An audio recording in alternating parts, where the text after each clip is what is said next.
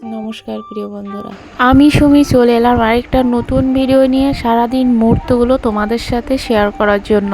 আজকের সকালটা ছিল বৃষ্টিময়, তো কি করব, কাজ খুঁজে পাচ্ছি না, বাড়িতে আছি। খুলনা থেকে যখন বাড়িতে যাই শুয়ে বসে দিন কাটে, তো সকালবেলায় ভাবলাম আমি রান্নাটা করি, এই জন্য চাল নিয়ে শুরু করে দিলাম রান্না বাড়া। দেখতেই পাচ্ছ তোমরা, আমি চাল ধোয়ার জন্য আর কি সব কিছু রেডি করেছি। এখন চালগুলো অনেকবার ধোয়া লাগে, কারণ আমাদের এখন জমিতে প্রচুর কীটনাশক ব্যবহার করা হয়, এই জন্য চালগুলো ধোয়া লাগে। আর চাউ দিয়ে কতটুকু জল দেওয়া লাগবে সেটা মেপে নিলাম। আমার রেডি হয়ে গেল, চুলার উপরে দিয়ে এখন জালটা ধরানোর চেষ্টা। কে কে মাটির চুলায় রান্না করো আমাকে বলবে। মাটির চুলায় রান্না কিন্তু সহজ না। দেখো, জাল ধরাতে গেলে ধোয়া কি পরিমাণ চোখে লাগে, চোখ জ্বলে। তারপরেও আমার মা, কাকিরা, বৌদিরা কিন্তু মাটির চুলায় সারা বছর রান্না করে। অলরেডি ধোয়া লেগে চোখে জল আসা শুরু হয়ে গেছে, দেখতে পাচ্ছ আমার চোখ কীরকম টলমল করতেছে। কি করা, কিছুই করার নেই, কিন্তু রান্না তো করতে হবে, খেতে হবে আর কি। শখ করে রান্না করতে গিয়ে কি মজা পাচ্ছি। আজকে মোচা রান্না হবে, মোচাগুলো দেখাইছি। এখন কি দেখতে পাচ্ছ, আমাদের বাড়ির সামনে একটা খাল আছে, ওখানে চারোপাশে এরকম আর কি খালের চিংড়ি, চেলা, কই এগুলো বাঁধে। গ্রামে থাকা কিন্তু আলাদাই মজা। দেখো পুকুরের মাছ, হ্যাঁ, তারপরে ধান, গোলার ধান, আর এই যে ছাগল ভেড়া যারা পোষে বিক্রি করে নিজেদের টাকা হয়, আবার যদি বাড়িতে মারা হয় মাংস খেতে পারে, কত মজা। আমি যখন বাড়িতে থাকি আমি কিন্তু সব সময় এরকম বিচি টিচি যেগুলো আছে আর কি পোতা যায়, গাছপালা লাগানো যায়, তার উপরেই থাকে। এই হাতের পরে দেখতে পাচ্ছি এগুলো কুশির বীজ, এগুলো আমি 2 দিন আগে ভিজায় রাখছিলাম, তারপরে ওমে দিয়ে রাখছিলাম। দেখো কলাই গেছে, আজকে এগুলো মাটির নিচে দেব। এই চলে এলাম কোদাল আর বীজগুলো নিয়ে। এখন এই যে মাটি খুঁড়ে খুঁড়ে এগুলো সব মাটির নিচে দিচ্ছি। দেখো বীজগুলো অনেক বড় বড় হয়ে গেছে। তারপরে এগুলো দেওয়ার সাথে 2-3 দিন বাদে এর পাতা বের হবে, তখন দেখাবো কীরকম হয়। 2টা করে এক এক মাদাতে দেব। এই এক একটা মাদায় 2টা করে দিলে 2টা করেই চারা উঠবে, এটা কোনো মিস হবে না আর কি।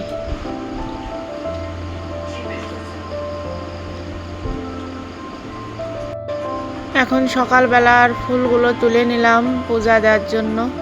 বর্ষার সময় চলতেছে, দেখো এখন প্রচুর মাছওয়ালারা আসে ঘেরে মাছ ছাড়ার জন্য, মাছ বিক্রি করতে আসে। এই যে মাছের পোনা দেখতে পাচ্ছ, আমাদেরও এই দুপুরবেলার দিকে এই মাছগুলো আসছিল। দুপুরবেলায় এই মাছগুলো নিয়ে আমি আমাদের ঘেরের পাড়ে চলে আসছিলাম ঘেরে ছাড়ার জন্য। বাড়ি থেকে বেশ দূরে আছে ঘেরটা, অনেক দূরে থাকার কারণে এই বড় বড় বালতিতে করে মাছগুলো নিয়ে আসা লাগে, যেন লাফায় আবার অন্য ঘেরে না পড়ে। এই জন্য এই যে আমাদের ঘের, এটাতে মাছগুলো সব ছেড়ে দিলাম। আর এই যে বীজ দেওয়া হয়েছিল বরবটির, দেখো ওই মাথা পর্যন্ত এই চারাগুলো উঠেছে। আর কয়েকদিন বাদে এইগুলোতে ফল আসবে, যখন আসবে তোমাদের সাথে শেয়ার করব। আমাদের গেটটা চারপাশটা একটু দেখাই দিচ্ছি। দেখো এই পাশটায় কলা গাছ আছে, আবার এই পাশটায় ঝাল গাছ, বেগুন গাছ। ঝাল গাছে অনেক ঝাল হয়েছে, আমি কিছু ঝাল তুলে নিলাম আমার বালতিতে করে।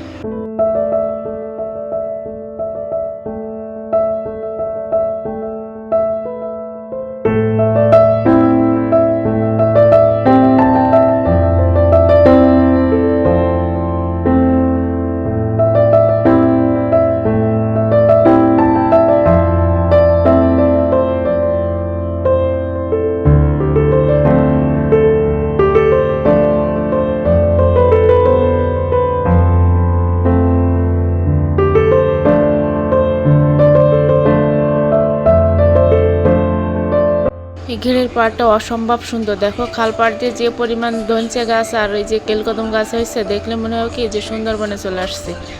আর সেই রকম বাতাস আর প্রকৃতির যে কি অপরূপ সৌন্দর্য, এখানে না আসলে বোঝাই যাবে না, এত সুন্দর লাগে ঘেরের পাড়ে আসলে।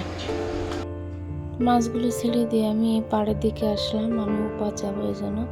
দেখো আমি এখানে দাঁড়িয়ে আছি, আর দূরে ওই ছোট ছোট গাছপালা দেখা যাচ্ছে, ওইখানে আমাদের বাড়ি কিন্তু ওই যে ওইটা। আর আমি ওখান থেকে এখানে আসছি, বেশ একটা দূরে কিন্তু এটা অনেক দূরে। গিয়ে হওয়াতে মাছ ছাড়তে একটু কষ্ট হয়, কারণ মাছ বালতিতে জলের ভিতর করে নিয়ে আসা লাগে, এই জন্য। যাই হোক, দেখো এই যে খালের ওপার আমাদের একটা ভিটা আছে, ওখানে আমি যাব, গিয়ে ওখানে কিছু পুঁই শাক আর শাক তুলবো, তুলে নিয়ে তারপরে বাড়িতে ওই গাঁদা শাকগুলো আমি তুলেছিলাম বালতিতে করে। গাঁদা শাকগুলো চিংড়ি মাছতে খেতে কিন্তু বেশ মজা লাগে। কে কে খাইছে আমাকে বলবে, আমরা কিন্তু এগুলো খাই।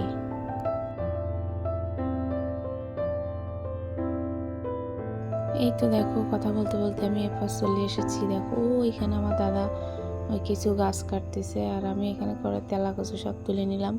এই গাছগুলো কেলকদম গাছ, এগুলো তুলে খুঁটা তৈরি করবে ওই যে হাং দিয়েছে, হাঙের আর কি টানা বাঁধার জন্য। তো আমি এখন পুঁই শাক গাছগুলো তুলবো, তুলে তারপরে আমি আবার ওদিকে চলে যাব বাড়ির দিকে। এখানে প্রচুর বন জঙ্গল হয়ে পড়ে রয়েছে। বন জঙ্গলের ভিতরে এখন কিন্তু বৃষ্টির সময় পোকামাকড় থাকে, সাপ থাকে, এই জন্য খুব সাবধানে পা দিতে হয়, সাবধানে এগোতে হয়, নাহলে কিন্তু একটা দুর্ঘটনা ঘটতে পারে। কারণ এখানে প্রচুর প্রচুর ঘাসের ভিতরে পা দিতেই ভয় করে। দেখতে পাচ্ছ কি পরিমাণ ঘাসে ভরে গেছে এই জায়গাটা।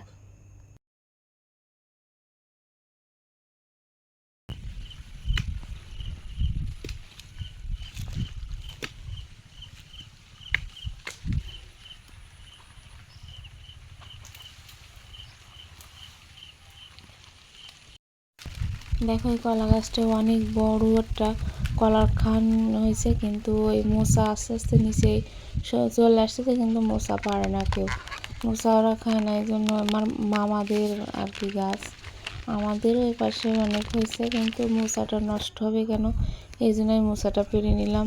কারণ মশাতে কিন্তু অনেক আয়রন আছে, যাদের আর কি রক্তশূন্যতা আয়রনের ঘাটতি আছে, মশা খেলে ভালো হয়। আমার আমার মা একটু অসুস্থ, তো ভাবলাম যে মশাটা নষ্ট হবে কেন, আমি নিয়ে যাই। দেখো আমার বালতির ভিতরে সব দুটাই নিলাম। শাক কাটা যা তুলেছিলাম, পুঁই শাক, তেলা কচু, গাঁদা শাক, মশা আর জলের বোতল নিয়ে বালতি করে আমি এখন এই যে 4টা পার হয়ে ওপার যাব।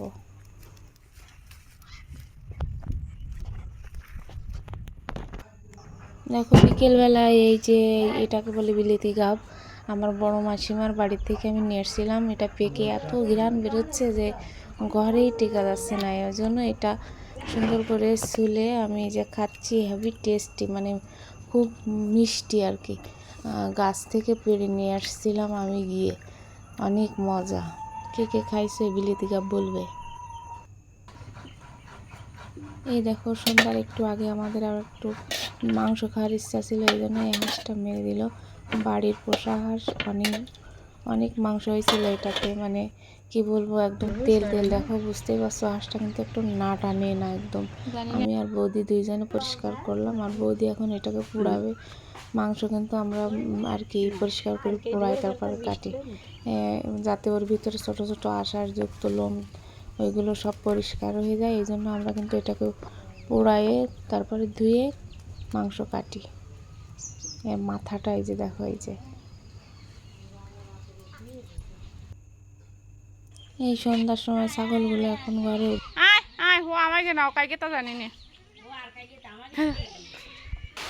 তো এই সন্ধ্যা হয়ে গেছে। সারাদিনের ভিডিওটা কেমন লাগলো বলবে, আর আমার চ্যানেলটি সাবস্ক্রাইব করবে, লাইক করবে, কমেন্ট করবে, সাথে থাকবে পরবর্তী ভিডিও দেখার জন্য অনুরোধ করার।